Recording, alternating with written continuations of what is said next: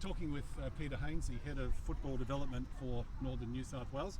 Peter, you're up here for the weekend. You've been looking at CPL, but you're also looking at NPL today. What are you looking at?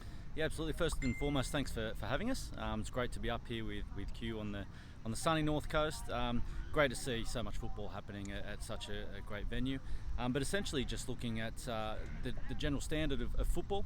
Some really impressive performances from a team and an individual perspective last night. More senior players last night. And today out here with the NPL, looking at some of the most talented youth players across northern New South Wales and continuing to identify and benchmark those players. So Peter, can you just explain what benchmarking is in a football term? Yeah, absolutely. Well, the identification of talented players it's a difficult process and it's a very subjective process.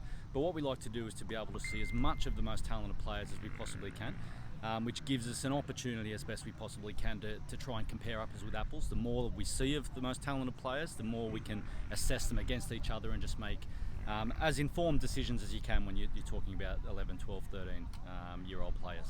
So let's say today you see a really good kid on the field. Yep.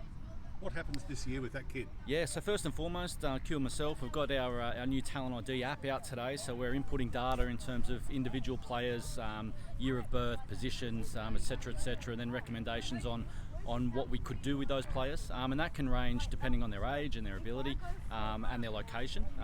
But looking at things like transitioning them into things like talent support programs, transitioning potentially into Newcastle Jets Academy, but also other opportunities where we can link them into more informal transition processes, inviting them down to the Jets Academy to train, inviting them down to camps and tournaments in the Hunter region. And next week, the second week of the school holidays, we've got some TSP tournaments and some camps down at Lake Macquarie and Sydney as well, where kids from the North Coast are involved. Great stuff, Pete. Thanks for coming up. Thanks for having us.